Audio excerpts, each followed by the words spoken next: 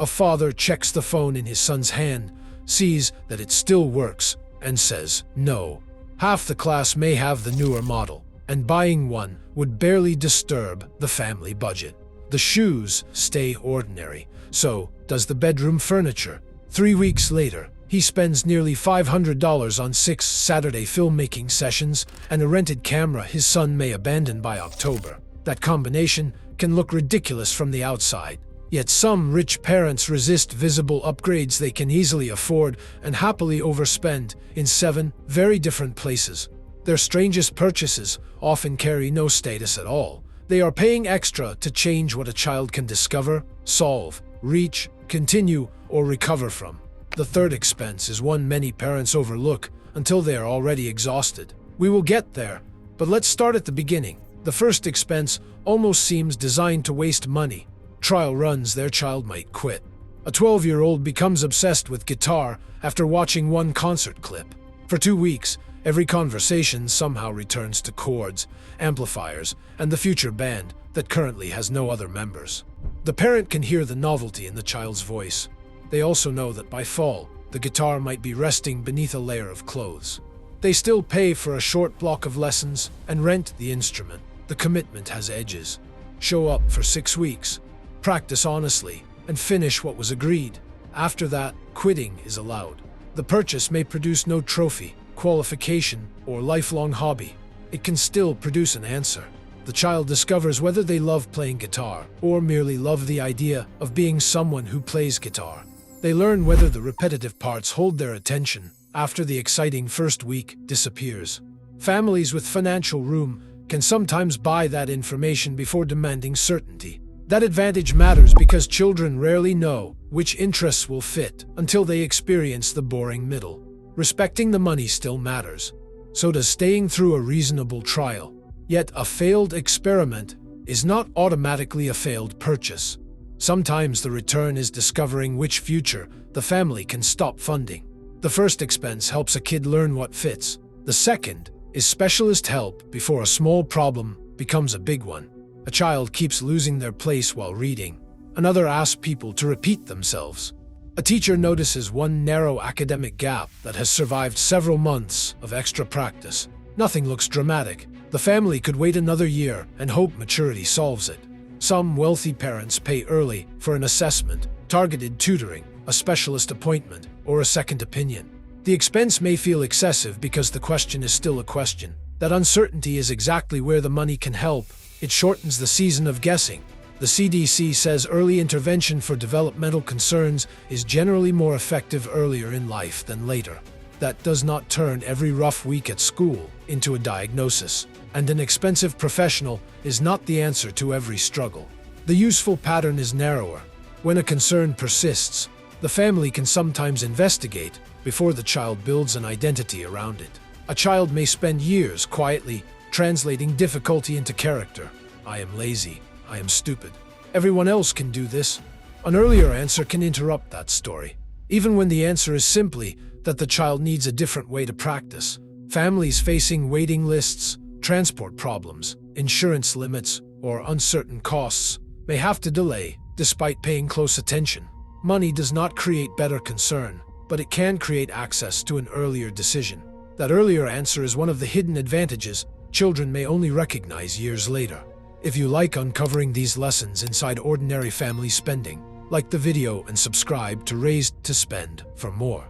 The next expense may leave the child with nothing they can hold, while the final one only becomes valuable after a sensible plan has gone wrong. Keep both in mind, because together they reveal one of wealth's least visible advantages. The third receipt may be for cleaning, prepared meals, childcare, delivery, or transportation. None of it arrives wrapped for the child.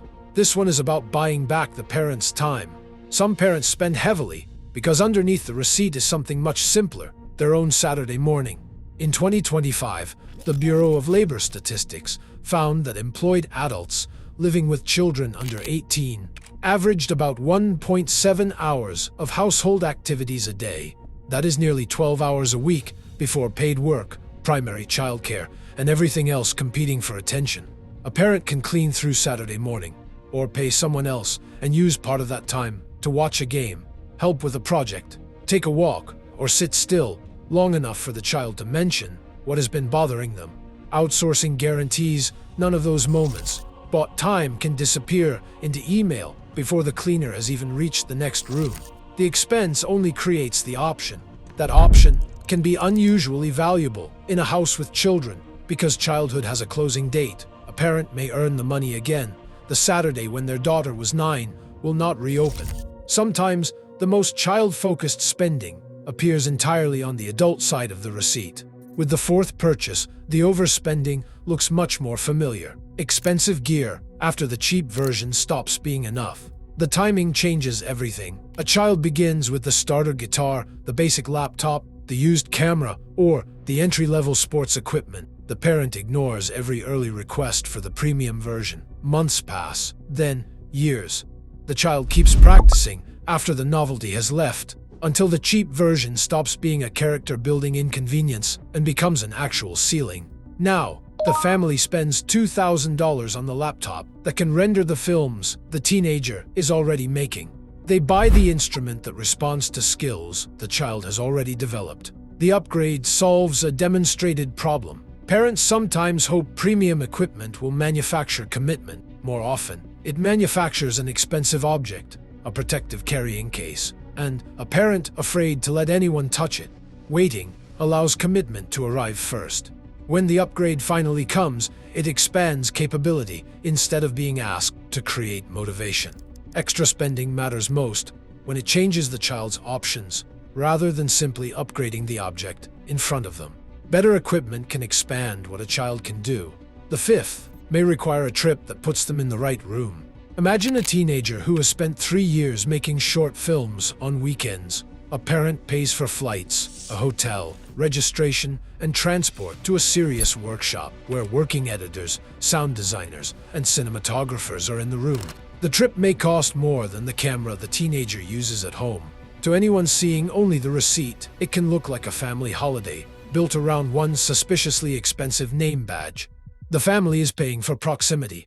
A career that existed mostly on a screen becomes a room full of real people with real workflows, boring frustrations, and paths into the work. The teenager sees what skill looks like one level higher and may discover which part of the industry actually interests them.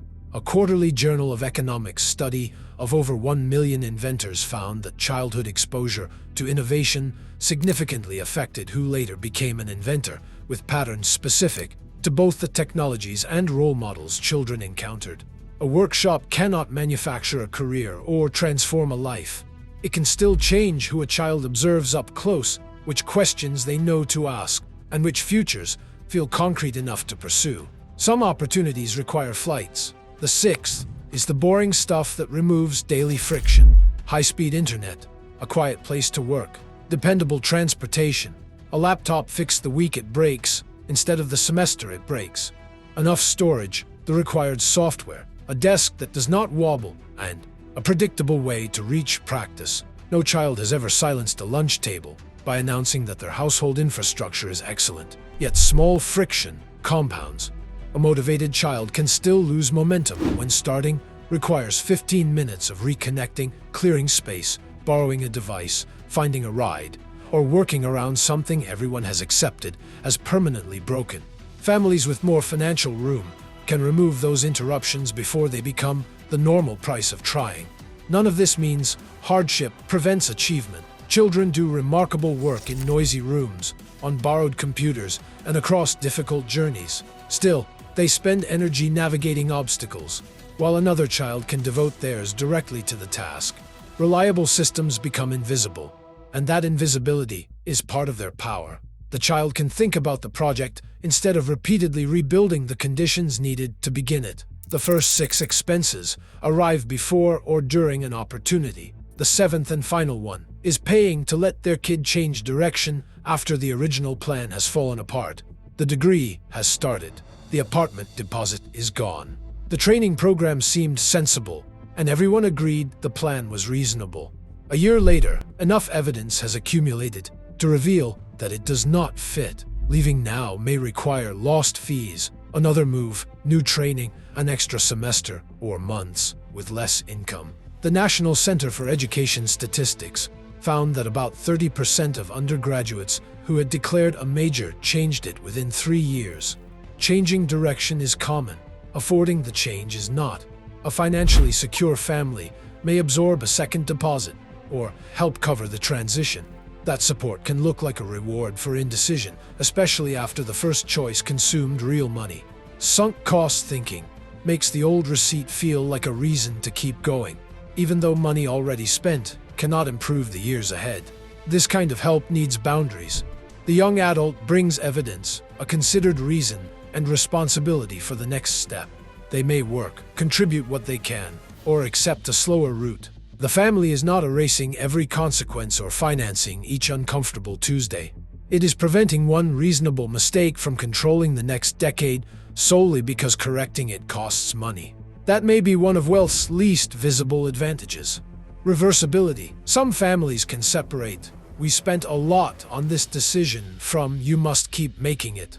A child grows up knowing that mistakes carry costs, while also learning that a cost already paid does not deserve the rest of their life. For any parent, the useful habit is to study what an extra dollar actually changes before deciding whether the higher price makes sense. Does it answer a real question, remove a repeated obstacle, return meaningful time, unlock a skill already proven, open access that was genuinely unavailable, or preserve a thoughtful second attempt?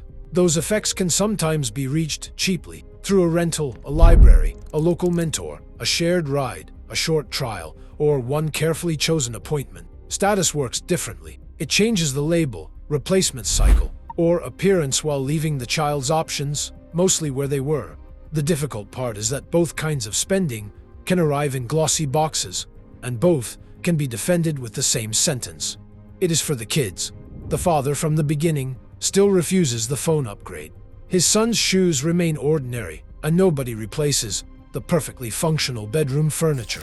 Years later, a brochure from that expensive filmmaking course sits in a drawer. The boy quit after 6 Saturdays. Beside the brochure is a photograph from the theater program he tried next. He stayed there for years. The first receipt still looks like wasted money. The father just reads it differently now. If you want more videos that look past the receipt to what family spending actually changes for a child, like the video and subscribe to Raised to Spend for more. We explore the choices that shape a child's relationship with money before adulthood makes their consequences more expensive.